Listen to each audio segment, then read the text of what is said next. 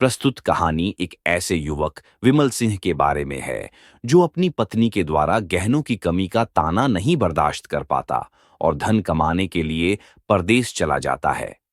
कुछ ही समय बाद उसके पड़ोसी युवक सुरेश सिंह की पत्नी भी उसे छोड़कर मायके चली जाती है।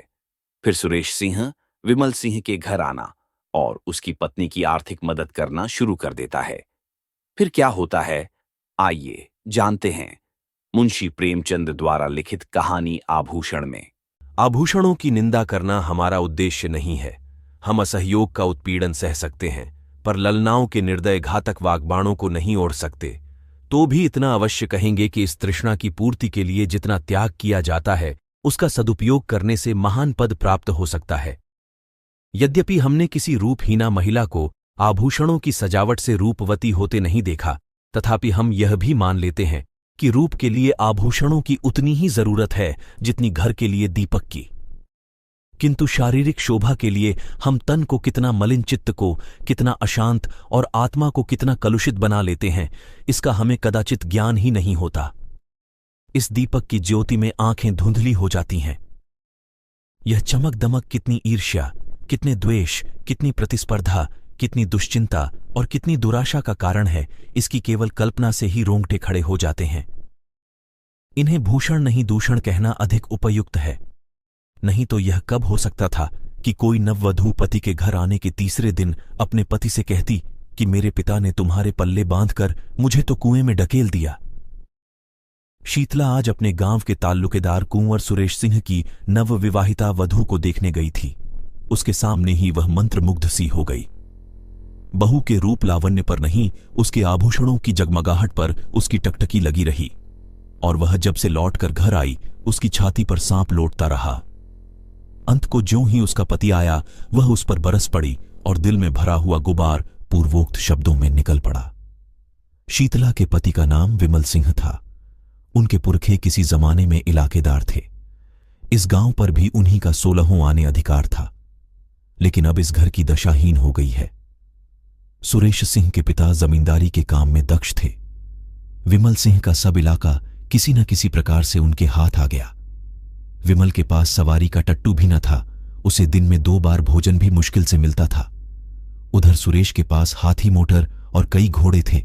10-5 बाहर के आदमी नित्य द्वार पर पड़े रहते थे, पर इतनी विषमता होने पर भी दोनों में भाईचारा निभाया जाता था। शादी ब्याह में, मुंडन छेदन में परस्पर आना जाना होता रहता था।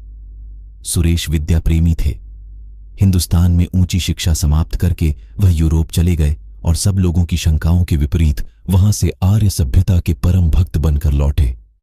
वहां के जड़वाद, कृत्रिम भोगलिप्सा और अमानुषिक मदांधता ने उनकी आंखें खोल दी थीं।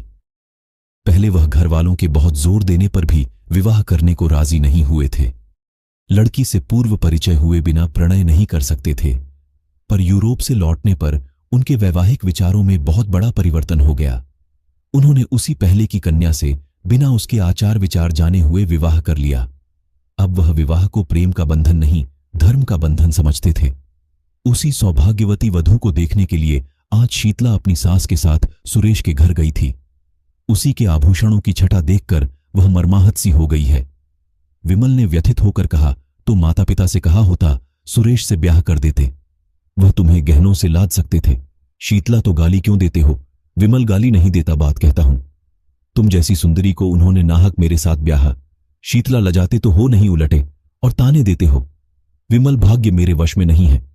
इतना पढ़ा भी नहीं हूं कि कोई बड़ी नौकरी करके रुपए कमाऊं। शीतला, ये क्यों नहीं कहते कि प्रेम ही नहीं है? प्रेम हो तो कंचन बरसने लगे।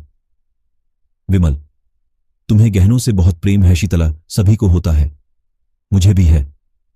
विमल, अपने को अभागिनी समझती हो शीतला, हूं ही समझना कैसा?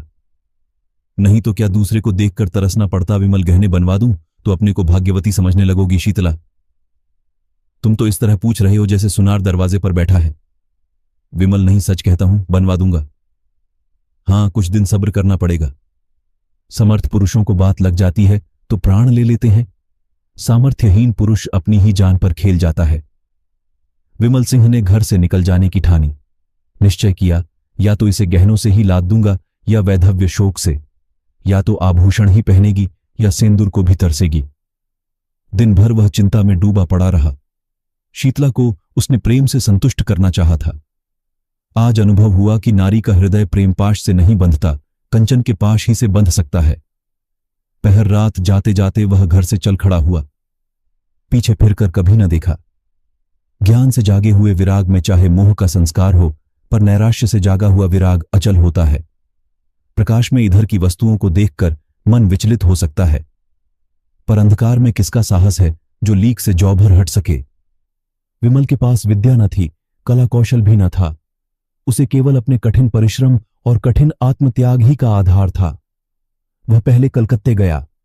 वहां कुछ दिन तक एक सेठ की अगवानी करता रहा। वहां जो सुन पाया कि रंगून में मजदूरी अच्छी मिलती है, तो वह रंगून जा पहुंचा और बंदर पर माल चढ़ाने उतारने का काम करने लगा। कुछ तो कठिन श्रम, कुछ खाने पीने के असंयम और कुछ जलवायु की खराबी के कारण वह बीमार हो गया। शरीर दुर्बल हो गया, मुख की कांति जाती रही। फिर भी उससे ज्यादा मेहनती मजदूर बंदर पर दूसरा न था। और मजदूर थे, पर यह मजदूर तपस्वी था।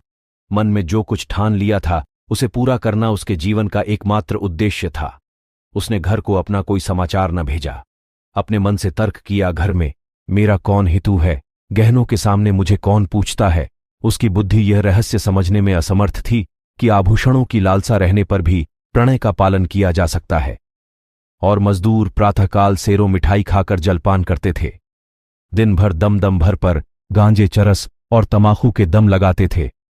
अवकाश पाते तो बाजार की सैर करते थे। कितनों ही को शराब का भी शौक था।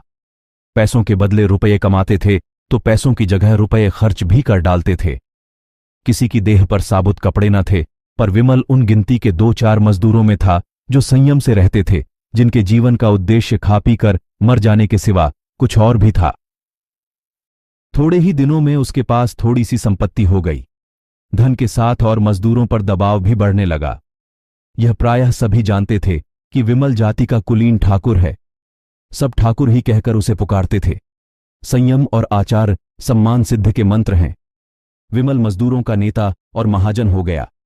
विमल को रंगून में काम करते हुए 3 वर्ष हो चुके थे। संध्या हो गई थी। वह कई मजदूरों के साथ समुद्र के किनारे बैठा बातें कर रहा था। एक मजदूर ने कहा, यहां की सभी स्त्रियां निठुर होती हैं। बेचारा झिंगुर 10 बरस से उसी बर्मी स्त्री के साथ रहता था। कोई अपनी ब्याही जोरू से भी इतना प्रेम न करता होगा। उस पर इतना विश्वास करता था कि जो कुछ कमाता सो उसके हाथ में रख देता था। 3 लड़के थे।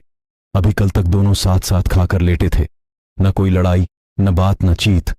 रात को औरत न जाने कहां चली गई, लड़कों को छोड़ गई। बेचारा झिंगुर रो रहा है। सबसे बड़ी मुश्किल तो छोटे बच्चे की है। अभी कुल 6 महीने का है। कैसे जिएगा भगवान ही जाने। विमल सिंह ने गंभीर भाव से कहा, गहने बनवाता था कि नहीं? मजदूर, रुपये, पैसे तो औरत ही के हाथ में थे। गहने बनवाती उसका हाथ कौन पकड़ता? दूसरे मजदूर ने कहा, गहनों से तो लदी हुई थी। जिधर से निकल जाती थी छम छम की आवाज से कान भर जाते थे। विमल जब गहने बनवाने पर भी निठुराई की तो यही कहना पड़ेगा कि यह जाति ही बेवफा होती है।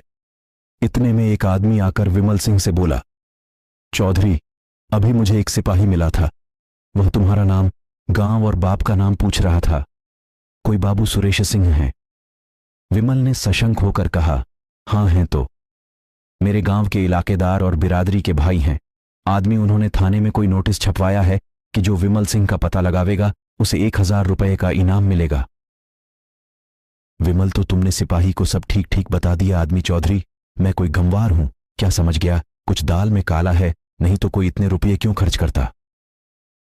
मैंने कह दिया कि उनका नाम विमल सिंह नहीं, जसोदा पांडे है। बाप का नाम सुक्खू बताया और घर जिला झांसी में। पूछने लगा, यहां कितने दिन से रहता है? मैंने कहा, कोई 10 साल से। तब कुछ सोच कर चला गया। सुरेश बाबू से तुमसे कोई अदावत है क्या? चौधरी, विमल, अदावत तो नहीं थी, मगर कौन जाने उनकी नीयत बिगड़ गई हो। मुझ पर कोई अपराध लगाकर मेरी जगह जमीन पर हाथ बढ़ाना चाहते हो। तुमने बड़ा अच्छा किया कि सिपाही को उड़न झाई बताई। आदमी मुझसे कहता था कि ठीक ठीक बता दो तो 50 रुपया तुम्हें भी दिला दूं। मैंने सोचा आप तो 1000 की गठरी मारेगा और मुझे 50 रुपया दिलाने को कहता है। फटकार बता दी, एक मजदूर मगर जो 200 रुपया देने को कहता तो तुम सब ठीक ठीक नाम ठिकाना बता देते। आदमी 200 रुपया नहीं 2000 रुपया भी देता तो न बताता। मुझे ऐसा विश्वासघात करने वाला मत समझो, जब जी चाहे परख लो। मजदूरों में यूं वाद विवाद होता ही रहा। विमल आकर अपनी कोठरी में लेट गया। वह सोचने लगा, अब क्या करूं? जब सुरेश जैसे सज्जन की नीयत बदल गई तो अब किसका भरोसा करूं? नहीं, अब बिना घर गए काम नहीं चलेगा। कुछ दिन और न गया तो फिर कहीं का ना होऊंगा। 2 साल और रह जाता तो पास में पूरे 5000 रुपया हो जाते। शीतला की इच्छा कुछ पूरी हो जाती। अभी तो सब मिलाकर 3000 रुपया ही होंगे। इतने में उसकी अभिलाषा न पूरी होगी। खैर, अभी चलूं, 6 महीने में फिर लौट आऊंगा। अपनी जायदाद तो बच जाएगी। नहीं, 6 महीने तक रहने का क्या है, जाने आने का 1 महीना लग जाएगा। घर में 15 दिन से ज्यादा ना रहूंगा। वहां कौन पूछता है आऊं या रहूं, मरूं या जीऊं। वहां तो गहनों से प्रेम है। इस तरह मन में निश्चय करके वह दूसरे दिन रंगून से चल पड़ा। संसार कहता है कि गुण के सामने रूप की कोई हस्ती नहीं। हमारे नीतिशास्त्र के आचार्यों का भी यही कथन है, पर वास्तव में यह कितना भ्रममूलक है। कुंवर सुरेश सिंह की नववधू मंगला कुमारी गृह कार्य में निपुण पति के इशारे पर प्राण देने वाली अत्यंत विचारशीला, मधुर भाषिणी और धर्म भीरू स्त्री थी, पर सौंदर्य विहीन होने के कारण पति की आंखों में कांटे के समान खटकती थी। सुरेश सिंह बात बात पर उस पर झुंझलाते, पर घड़ी भर में पश्चाताप के वशीभूत होकर उससे क्षमा मांगते, किंतु दूसरे ही दिन वही कुत्सित व्यापार शुरू हो जाता। विपत्ति यह थी कि उनके आचरण अन्य रईसों की भांति भ्रष्ट न थे। वह दाम्पत्य जीवन ही में आनंद, सुख, शांति, विश्वास प्रायः सभी ऐहिक और पारमार्थिक उद्देश्य पूरा करना चाहते थे, और दाम्पत्य सुख से वंचित होकर उन्हें अपना समस्त जीवन नीरस, स्वादहीन और कुंठित जान पड़ता था। फल यह हुआ कि मंगला को अपने ऊपर विश्वास न रहा। वह अपने मन से कोई काम करते हुए डरती कि स्वामी नाराज होंगे। स्वामी को खुश रखने के लिए अपनी भूलों को छिपाती, बहाने करती, झूठ बोलती। नौकरों को अपराध लगाकर आत्मरक्षा करना चाहती। पति को प्रसन्न रखने के लिए उसने अपने गुणों की, अपनी आत्मा की अवहेलना की, पर उठने के बदले वह पति की नजरों से गिरती ही गई। नित्य नए श्रृंगार करती, पर लक्ष्य से दूर होती जाती थी। पति की एक मधुर मुस्कान के लिए, उनके अधरों के एक मीठे शब्द के लिए उसका प्यासा हृदय तड़प तड़प कर रह जाता था। लावण्य विहीन स्त्री वह भिक्षुक नहीं है जो चंगुल भर आटे से संतुष्ट हो जाए। वह भी पति का संपूर्ण अखंड प्रेम चाहती है, और कदाचित सुंदरियों से अधिक, क्योंकि वह इसके लिए असाधारण प्रयत्न और अनुष्ठान करती है। मंगला इस प्रयत्न में निष्फल होकर और भी संतप्त होती थी। धीरे धीरे पति पर से उसकी श्रद्धा उठने लगी। उसने तर्क किया कि ऐसे क्रूर, हृदय शून्य, कल्पनाहीन मनुष्य से मैं भी उसी का सा व्यवहार करूंगी। जो पुरुष रूप का भक्त है वह प्रेम भक्ति के योग्य नहीं। इस प्रत्याघात ने समस्या और भी जटिल कर दी। मगर मंगला की केवल अपनी रूपहीनता ही का रोना न था। शीतला का अनुपम रूप लालित्य भी उसकी कामनाओं का बाधक था, बल्कि यह उसकी आशालताओं पर पड़ने वाला तुषार था। मंगला सुंदरी न सही, पर पति पर जान देती थी। जो अपने को चाहे उससे हम विमुख नहीं हो सकते। प्रेम की शक्ति अपार है, पर शीतला की मूर्ति सुरेश के हृदय द्वार पर बैठी हुई मंगला को अंदर न जाने देती थी, चाहे वह कितना ही वेश बदल कर आवे। सुरेश इस मूर्ति को हटाने की चेष्टा करते थे, उसे बलात् निकाल देना चाहते थे, किंतु सौंदर्य का आधिपत्य धन के आधिपत्य से कम दुर्निवार नहीं होता। जिस दिन शीतला इस घर में मंगला का मुख देखने आई थी, उसी दिन सुरेश की आंखों ने उसकी मनोहर छवि की एक झलक देख ली थी।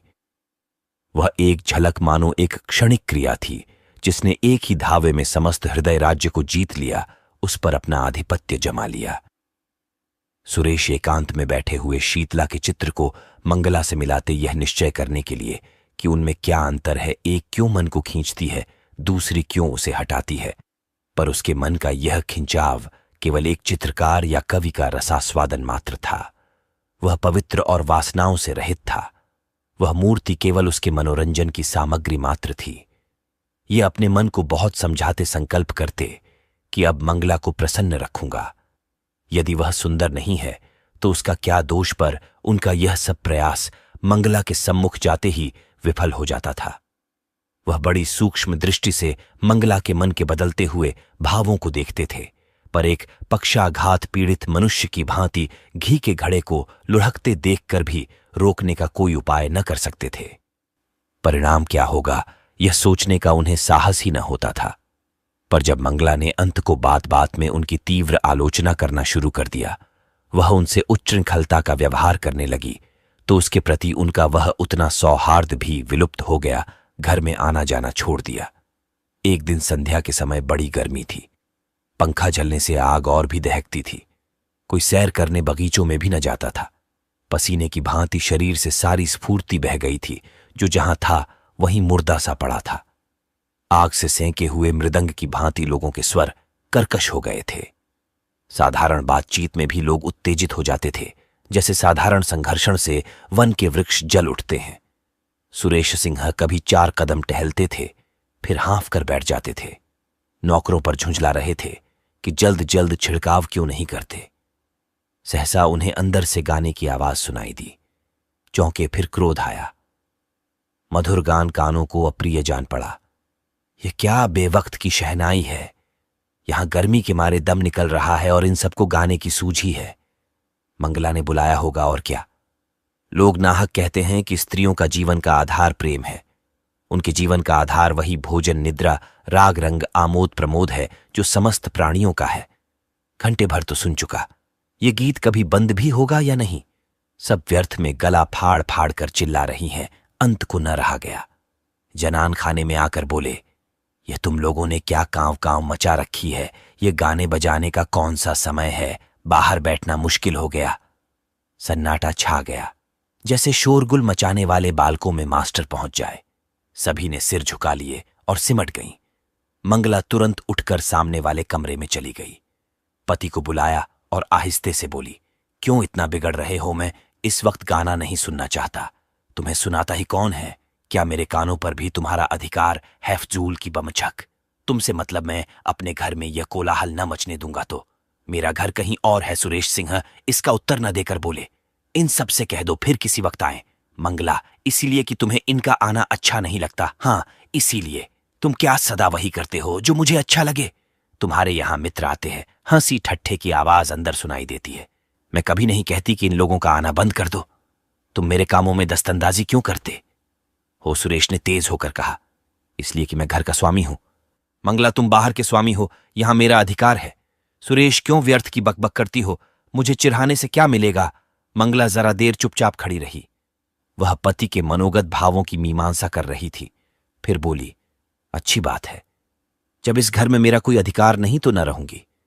अब तक भ्रम में थी, आज तुमने वह भ्रम मिटा दिया। मेरा इस घर पर अधिकार कभी नहीं था।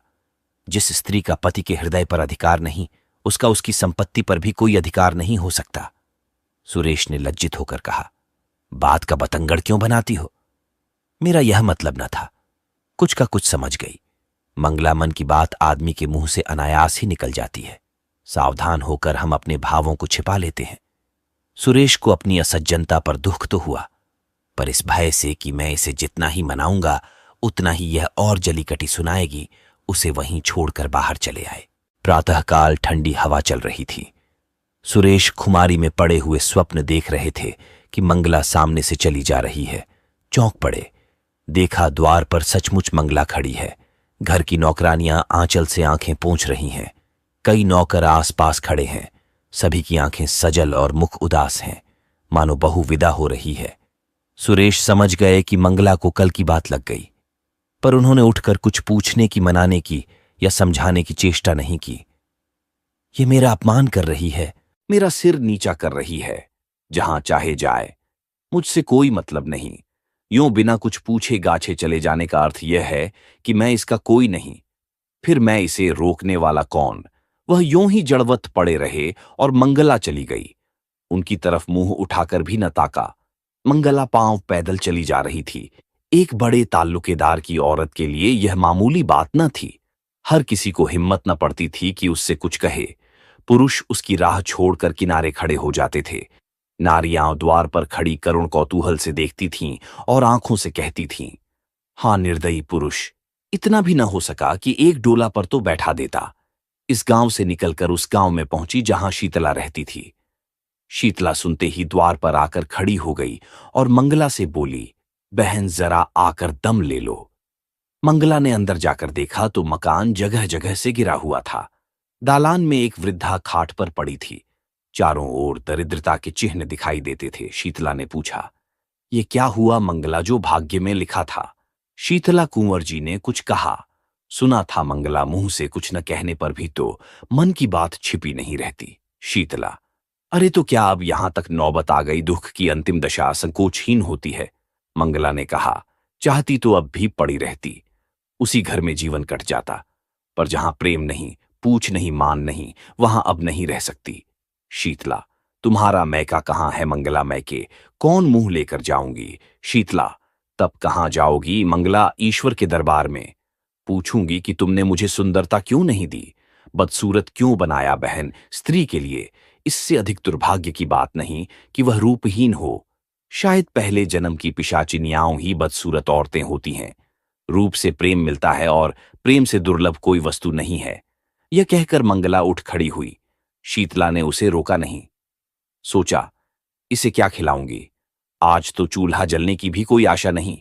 उसके जाने के बाद वह देर तक बैठी सोचती रही, मैं कैसी अभागिन हूं, जिस प्रेम को न पाकर यह बेचारी जीवन को त्याग रही है, उसी प्रेम को मैंने पांव से ठुकरा दिया। इसे जेवर की क्या कमी थी? क्या ये सारे जड़ाऊ जेवर इसे सुखी रख सके?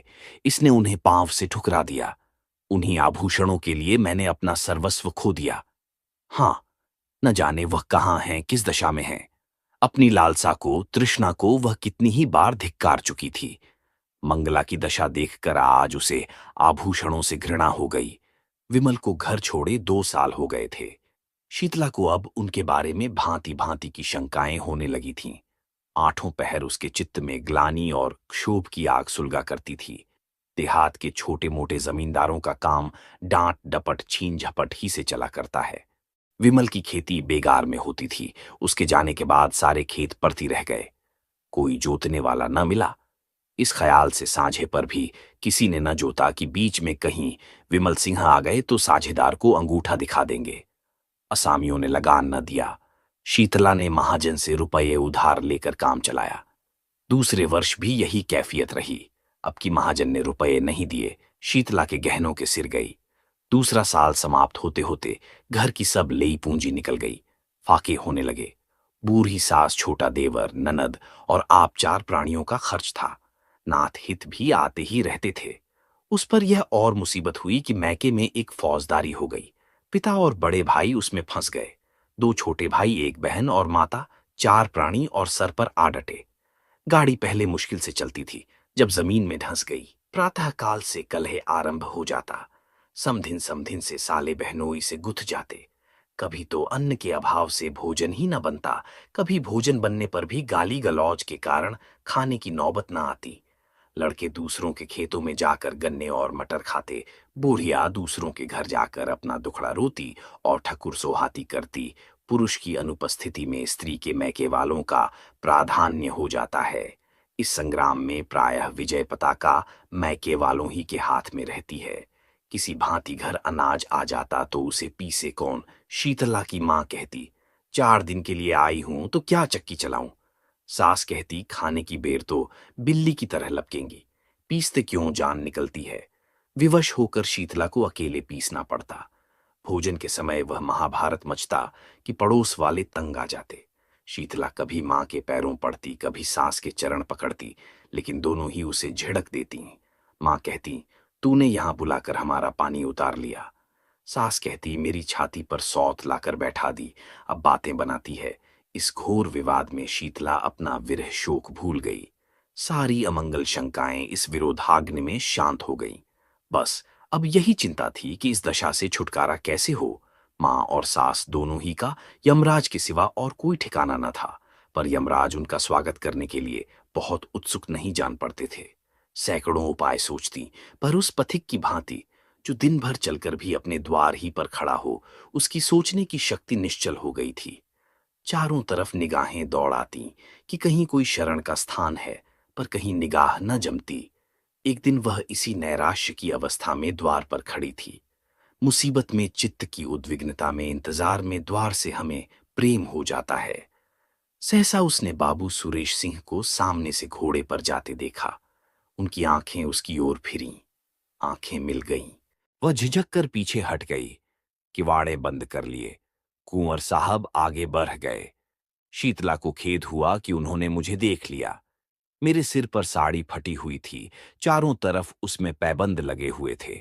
वह अपने मन में न जाने क्या कहते होंगे। कुंवर साहब को गांव वालों से विमल सिंह के परिवार के कष्टों की खबर मिली थी। वह गुप्त रूप से उनकी कुछ सहायता करना चाहते थे, पर शीतला को देखते ही संकोच ने उन्हें ऐसा दबाया कि द्वार पर एक क्षण भी न रुक सके।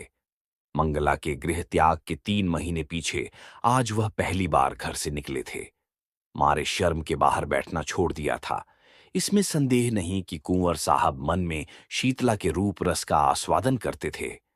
मंगला के जाने के बाद उनके हृदय में एक विचित्र दुष्कामना जाग उठी। क्या किसी उपाय से यह सुंदरी मेरी नहीं हो सकती? विमल का मुद्दत से पता नहीं। बहुत संभव है कि वह अब संसार में न हो, किंतु वह इस दुष्कल्पना को विचार से दबाते रहते थे। शीतला की विपत्ति की कथा सुनकर भी वह उसकी सहायता करते हुए डरते थे। कौन जाने वासना यही वेश धरकर मेरे विचार और विवेक पर कुठाराघात करना चाहती हो। अंत को लालसा की कपट लीला उन्हें भुलावा दे ही गई। वह शीतला के घर उसका हालचाल पूछने गए। मन में तर्क किया, यह कितना घोर अन्याय है कि एक अबला ऐसे संकट में हो और मैं उसकी बात भी न पूछूं। पर वहां से लौटे तो बुद्धि और विवेक की रस्सियां टूट गई थीं और नौका मोह वासना के अपार सागर में डुबकियां खा रही थी। आह, यह मनोहर छवि, यह अनुपम सौंदर्य एक क्षण में उन्मत्तों की भांति बकने लगे। यह प्राण और यह शरीर तेरी भेंट करता हूं। संसार हंसेगा हंसे, महापाप है हो, कोई चिंता नहीं। इस स्वर्गीय आनंद से मैं अपने को वंचित नहीं कर सकता, वह मुझसे भाग नहीं सकती। इस हृदय को छाती से निकालकर उसके पैरों पर रख दूंगा। विमल मर गया, नहीं मरा तो अब मरेगा पाप क्या है पता नहीं। कमल कितना कोमल, कितना प्रफुल्ल, कितना ललित है। क्या उसके अधरों अकस्मात वह ठिठक गए, जैसे कोई भूली हुई बात याद आ जाए। मनुष्य में बुद्धि के अंतर्गत एक अज्ञात बुद्धि होती है। जैसे रण क्षेत्र में हिम्मत हार कर भागने वाले सैनिकों को किसी गुप्त स्थान से आने वाली कुमक संभाल लेती है, वैसे ही इस अज्ञात बुद्धि ने सुरेश को सचेत कर दिया। वह संभल गए। ग्लानि से उनकी आंखें भर आईं। वह कई मिनट तक किसी दंडित कैदी की भांति क्षुब्ध खड़े सोचते रहे। फिर विजय ध्वनि से कह उठे, कितना सरल है। इस विकार के हाथी को सिंह से नहीं, चींटी से मारूंगा। शीतला को एक बार बहन कह देने से ही यह सब विकार शांत हो जाएगा। शीतला, बहन, मैं तेरा भाई हूं। उसी क्षण उन्होंने शीतला को पत्र लिखा, बहन, तुमने इतने कष्ट झेले पर मुझे खबर तक न दी। मैं कोई गैर न था, मुझे इसका दुख है। खैर, अब ईश्वर ने चाहा तो तुम्हें कष्ट न होगा। इस पत्र के साथ उन्होंने अनाज और रुपए भेजे। शीतला ने उत्तर दिया, भैया क्षमा करो, जब तक जीऊंगी तुम्हारा यश गाऊंगी। तुमने मेरी डूबती नाव पार लगा दी। कई महीने बीत गए। संध्या का समय था। शीतला अपनी मैना को चारा चुगा रही थी। उसे सुरेश नेपाल से उसी के वास्ते लाए थे। इतने में सुरेश आकर आंगन में बैठ गए। शीतला ने पूछा, कहां से आते हो भैया? सुरेश गया था जरा थाने, कुछ पता नहीं चला। रंगून में पहले कुछ पता मिला था, बात को मालूम हुआ कि वह कोई और आदमी है। क्या करूं, इनाम और बढ़ा दूं? शीतला, तुम्हारे पास रुपये बढ़े हैं, फूंको। उनकी इच्छा होगी तो आप ही आवेंगे। सुरेश, एक बात पूछूं, बताओगी? किस बात पर तुमसे रूठे थे? शीतला, कुछ नहीं, मैंने यही कहा कि मुझे गहने बनवा दो। कहने लगे, मेरे पास है क्या? मैंने कहा तो ब्याह क्यों किया? बस बातों ही बातों में तकरार हो गई। इतने में शीतला की सास आ गई। सुरेश ने शीतला की मां और भाइयों को उनके घर पहुंचा दिया था, इसलिए यहां अब शांति थी। सास ने बहू की बात सुन ली थी। कर्कश स्वर से बोली, बेटा तुमसे क्या पर्दा है? ये महारानी देखने ही को गुलाब की फूल है, अंदर सब कांटे हैं। ये अपने बनाव सिंगार के आगे विमल की बात ही न पूछती थी। बेचारा इस पर जान देता था, पर इसका मुंह ही न सीधा होता था। प्रेम तो इसे छू नहीं गया। अंत को उसे देश से निकालकर इसने दम लिया। शीतला ने रुष्ट होकर कहा, क्या वही अनोखे धन कमाने घर से निकले हैं? देश विदेश जाना मर्दों का काम ही है। सुरेश, यूरोप में तो धनभोग के सिवा स्त्री पुरुष में कोई संबंध ही नहीं होता। बहन ने यूरोप में जन्म लिया होता तो हीरे जवाहिर से जगमगाती होती। शीतला, अब तुम ईश्वर से यही कहना कि सुंदरता देते हो तो यूरोप में जन्म दो। शीतला ने व्यथित होकर कहा, जिनके भाग्य में लिखा है वे यहीं सोने से लदी हुई हैं। मेरी भांति सभी के कर्म थोड़े ही फूट गए हैं। सुरेश सिंह को ऐसा जान पड़ा कि शीतला की मुख कांति मलिन हो गई है। पति वियोग में भी गहनों के लिए इतनी लालायित है। बोले, अच्छा, मैं तुम्हें गहने बनवा दूंगा। ये वाक्य कुछ अपमान सूचक स्वर में कहा गया था, पर शीतला की आंखें आनंद से सजल हो आईं। कंठ गदगद हो गया। उसके हृदय नेत्रों के सामने मंगला के रत्न जटित आभूषणों का चित्र खींच गया। उसने कृतज्ञतापूर्ण दृष्टि से सुरेश को देखा। मुंह से कुछ न बोली, पर उसका प्रत्येक अंग कह रहा था, मैं तुम्हारी हूं।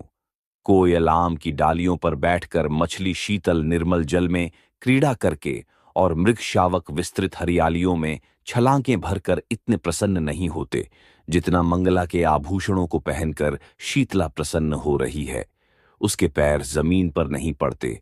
वह दिन भर आईने के सामने खड़ी रहती है, कभी केशों को संवारती है, कभी सुरमा लगाती है। कोहरा फट गया है और निर्मल स्वच्छ चांदनी निकल आई है। वह घर का एक तिनका भी नहीं उठाती। उसके स्वभाव में एक विचित्र गर्व का संचार हो गया है। लेकिन श्रृंगार क्या है? सोई हुई काम वासना को जगाने का घोर नाद उद्दीपन का मंत्र। शीतला जब नख शिख से सज कर बैठती है तो उसे प्रबल इच्छा होती है कि मुझे कोई देखे। वह द्वार पर आकर खड़ी हो जाती है। गांव की स्त्रियों की प्रशंसा से उसे संतोष नहीं होता। गांव के पुरुषों को वह श्रृंगार रस विहीन समझती है, इसलिए सुरेश सिंह को बुलाती है। पहले वह दिन में एक बार आ जाते थे, अब शीतला के बहुत अनुनय विनय करने पर भी नहीं आते। पहर रात गई थी। घरों के दीपक बुझ चुके थे। शीतला के घर में दीपक जल रहा था। उसने कुंवर साहब के बगीचे से बेले के फूल मंगवाए थे और बैठी हार गूंथ रही थी, अपने लिए नहीं, सुरेश के लिए। प्रेम के सिवा एहसान का बदला देने के लिए उसके पास और था ही क्या। एकाएक कुत्तों के भूखने की आवाज सुनाई दी और दम भर में विमल सिंह ने मकान के अंदर कदम रखा। उनके एक हाथ में संदूक था, दूसरे हाथ में एक गठरी। शरीर दुर्बल, कपड़े मैले, दाढ़ी के बाल, बरहे हुए मुख पीला, जैसे कोई कैदी जेल से निकलकर आया हो। दीपक का प्रकाश देखकर वह शीतला के कमरे की तरफ चले। मैना पिंजरे में तड़फड़ाने लगी। शीतला ने चौंक कर सिर उठाया, घबरा कर बोली, कौन? फिर पहचान गई। तुरंत फूलों को एक कपड़े से छिपा दिया। उठ खड़ी हुई और सिर झुकाकर पूछा, इतनी जल्दी सुध ली? विमल ने कुछ जवाब न दिया। विस्मित हो होकर कभी शीतला को देखता और कभी घर को, मानो किसी नए संसार में पहुंच गया है। यह वह अधखिला फूल न था जिसकी पंखुड़ियां अनुकूल जलवायु न पाकर सिमट गई थीं। यह पूर्ण विकसित कुसुम था, ओस के जलकणों से जगमगाता और वायु के झोंकों से लहराता हुआ। विमल उसकी सुंदरता पर पहले भी मुग्ध था, पर यह ज्योति वह अग्निज्वाला थी जिससे हृदय में ताप और आंखों में जलन होती थी। ये आभूषण, ये वस्त्र, ये सजावट। उसके सिर में एक चक्कर सा आ गया। जमीन पर बैठ गया। इस सूर्यमुखी के सामने बैठते हुए उसे लज्जा आती थी। शीतला अभी तक स्तंभित खड़ी थी। वह पानी लाने नहीं दौड़ी, उसने पति के चरण नहीं धोए, उसको पंखा तक नहीं झला। हतबुद्धि सी हो गई थी। उसने कल्पनाओं की कैसी सुरम्य वाटिका लगाई थी, उस पर तुषार पड़ गया। वास्तव में इस मलिन वदन अर्धनग्न पुरुष से उसे घृणा हो रही थी। यह घर का जमींदार विमल न था, वह मजदूर हो गया था। मोटा काम मुखाकृति पर असर डाले बिना नहीं रहता। मजदूर सुंदर वस्त्रों में भी मजदूर ही रहता है। सहसा विमल की मां चौंकी। शीतला के कमरे में आई तो विमल को देखते ही मातृ स्नेह से विह्वल होकर उसे छाती से लगा लिया। विमल ने उसके चरणों पर सिर रखा। उसकी आंखों से आंसुओं की गरम गरम बूंदें निकल रही थीं। मां पुलकित हो रही थीं। मुख से बात न निकलती थी। एक क्षण में विमल ने कहा, अम्मा। कंठ ध्वनि ने उसका आशय प्रकट कर दिया। मां ने प्रश्न समझकर कहा, नहीं बेटा, यह बात नहीं है।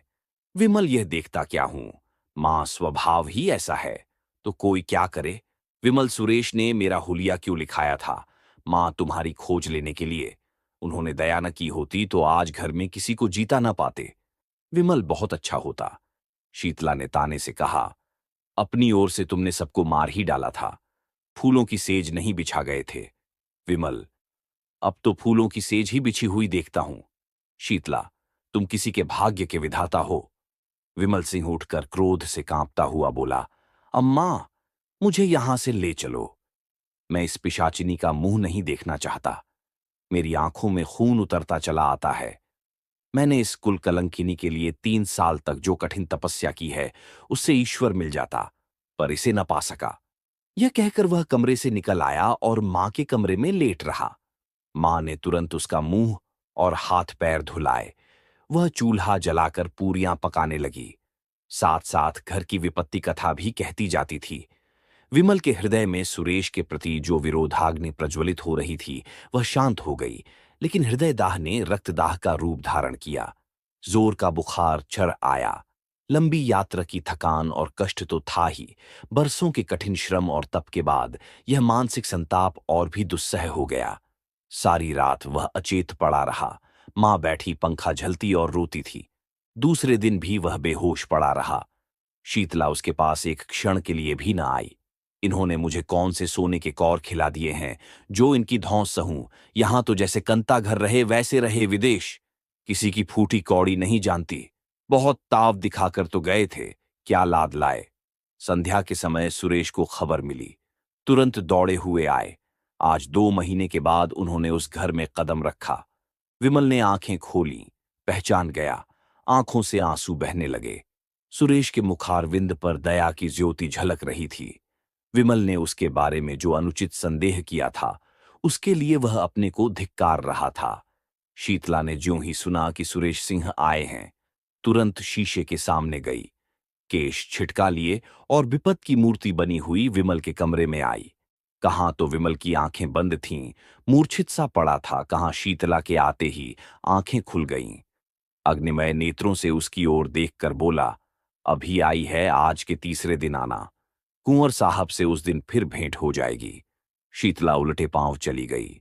सुरेश पर घड़ों पानी पड़ गया। मन में सोचा, कितना रूप लावण्य है, पर कितना विषाक्त। हृदय की जगह केवल श्रृंगार लालसा। आतंक बढ़ता गया।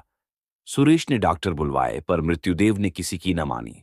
उनका हृदय पाषाण है, किसी भांति नहीं पसीजता। कोई अपना हृदय निकाल कर रख दे, आंसुओं की नदी बहा दे, पर उन्हें दया नहीं आती। बसे हुए घर को उजाड़ना, लहराती हुई खेती को सुखाना उनका काम है। और उनकी निर्दयता कितनी विनोदमय है। ये नित्य नए रूप बदलते रहते हैं। कभी दामिनी बन जाते हैं तो कभी पुण्यमाला, कभी सिंह बन जाते हैं तो कभी सियार, कभी अग्नि के रूप में दिखाई देते हैं तो कभी जल के रूप में। तीसरे दिन पिछली रात को विमल की मानसिक पीड़ा और हृदय ताप का अंत हो गया। चोर दिन को कभी चोरी नहीं करता। यम के दूत प्रायः रात ही को सबकी नजर बचाकर आते हैं और प्राण रत्न को चुरा ले जाते हैं। आकाश के फूल मुरझाए हुए थे। वृक्ष समूह स्थिर थे, पर शोक में मग्न सिर झुकाए हुए। रात शोक का बाह्य रूप है। रात मृत्यु का क्रीड़ा क्षेत्र है। उसी समय विमल के घर से आर्तनाद सुनाई दिया, वह नाद जिसे सुनने के लिए मृत्युदेव विकल रहते हैं। शीतला चौंक पड़ी और घबराई हुई मरणशैया की ओर चली। उसने मृतदेह पर निगाह डाली और भयभीत होकर एक पग पीछे हट गई। उसे जान पड़ा विमल सिंह उसकी ओर अत्यंत तीव्र दृष्टि से देख रहे हैं। बुझे हुए दीपक में उसे भयंकर ज्योति दिखाई पड़ी। वह मारे भय के वहां ठहर न सकी। द्वार से निकल ही रही थी कि सुरेश सिंह से भेंट हो गई। कातर स्वर में बोली, मुझे यहां डर लगता है। उसने चाहा कि रोती हुई इनके पैरों पर गिर पड़ूं, पर वह अलग हट गए। जब किसी पथिक को चलते चलते झांत होता है कि मैं रास्ता भूल गया हूं, तो वह सीधे रास्ते पर आने के लिए बड़े वेग से चलता है। झुंझलाता है कि मैं इतना असावधान क्यों हो गया। सुरेश भी अब शांति मार्ग पर आने के लिए विकल हो गए। मंगला की स्नेहमयी सेवाएं याद आने लगीं। हृदय में वास्तविक सौंदर्य उपासना का भाव उदय हुआ। उसमें कितना प्रेम, कितना त्याग, कितनी क्षमा थी। उसकी अतुल पतिभक्ति को याद करके कभी कभी वह तड़प जाते। आह, मैंने घोर अत्याचार किया। ऐसे उज्ज्वल रत्न का आदर न किया। मैं यूं ही जड़वत पड़ा रहा और मेरे सामने ही लक्ष्मी घर से निकल गई। मंगला ने चलते चलते शीतला से जो बातें कहीं, वे उन्हें मालूम थीं, पर उन बातों पर विश्वास न होता था। मंगला शांत प्रकृति की थी। वह इतनी उद्दंडता नहीं कर सकती। उसमें क्षमा थी, वह इतना विद्वेष नहीं कर सकती। उनका मन कहता था कि वह जीती है और कुशल से है। उसके मैके वालों को कई पत्र लिखे, पर वहां व्यंग्य और कटु वाक्यों के सिवा और क्या रखा था। अंत को उन्होंने लिखा, अब उस रत्न की खोज में स्वयं जाता हूं। या तो लेकर ही आऊंगा या कहीं मुंह में कालिख लगाकर डूब मरूंगा। इस पत्र का उत्तर आया, अच्छी बात है, जाइए, पर यहां से होते हुए जाइएगा। यहां से भी कोई आपके साथ चला जाएगा। सुरेश सिंह को इन शब्दों में आशा की झलक दिखाई दी। उसी दिन प्रस्थान कर दिया। किसी को साथ नहीं लिया। ससुराल में किसी ने उनका प्रेममय स्वागत नहीं किया। सभी के मुंह फूले हुए थे। ससुर जी ने तो उन्हें पतिधर्म पर एक लंबा उपदेश दिया। रात को जब वह भोजन करके लेटे तो छोटी साली आकर बैठ गई और मुस्कुराकर बोली, जीजाजी, कोई सुंदरी अपने रूपहीन पुरुष को छोड़ दे, उसका अपमान करे तो आप उसे क्या कहेंगे? सुरेश, कुटिला। साली, और ऐसे पुरुष को जो अपनी रूपहीन स्त्री को त्याग दे। सुरेश, पशु। साली, और जो पुरुष विद्वान हो। सुरेश, पिशाच। साली, तो मैं भागती हूं, मुझे आपसे डर लगता है। सुरेश, पिशाचों का प्रायश्चित्त भी तो स्वीकार हो जाता है। साली, शर्त यह है कि प्रायश्चित्त सच्चा हो। सुरेश, यह तो वह अंतर्यामी ही जान सकते हैं। साली, सच्चा होगा तो उसका फल भी अवश्य मिलेगा, मगर दीदी को लेकर इधर ही से लौटिएगा। सुरेश की आशा नौका फिर डगमगाई। गिड़गिड़ाकर बोले, प्रभा, ईश्वर के लिए मुझ पर दया करो। मैं बहुत दुखी हूं। साल भर से ऐसा कोई दिन नहीं गया कि मैं रोकर न सोया हूं। प्रभा ने उठकर कहा, अपने किए का क्या इलाज, जाती हूं, आराम कीजिए। एक क्षण में मंगला की माता आकर बैठ गई और बोली, बेटा, तुमने तो बहुत पढ़ा लिखा है, देश विदेश घूम आए हो, सुंदर बनने की कोई दवा कहीं नहीं देखी। सुरेश ने विनयपूर्वक कहा, माता जी, अब ईश्वर के लिए और लज्जित न कीजिए। माता, तुमने तो मेरी प्यारी बेटी के प्राण ले लिए। मैं क्या तुम्हें लज्जित करने से भी गई? जी में तो था कि ऐसी ऐसी सुनाऊंगी कि तुम भी याद करोगे, पर मेहमान हो, क्या जलाऊं? आराम करो। सुरेश आशा और भय की दशा में पड़े करवटें बदल रहे थे कि एकाएक द्वार पर किसी ने धीरे से कहा, जाती क्यों नहीं, जागते तो हैं? किसी ने जवाब दिया, ला जाती है। सुरेश ने आवाज पहचानी। प्यासे को पानी मिल गया। एक क्षण में मंगला उनके सम्मुख आई और सिर झुकाकर खड़ी हो गई। सुरेश को उसके मुख पर एक अनूठी छवि दिखाई दी, जैसे कोई रोगी स्वास्थ्य लाभ कर चुका हो। रूप वही था, पर आंखें और थीं।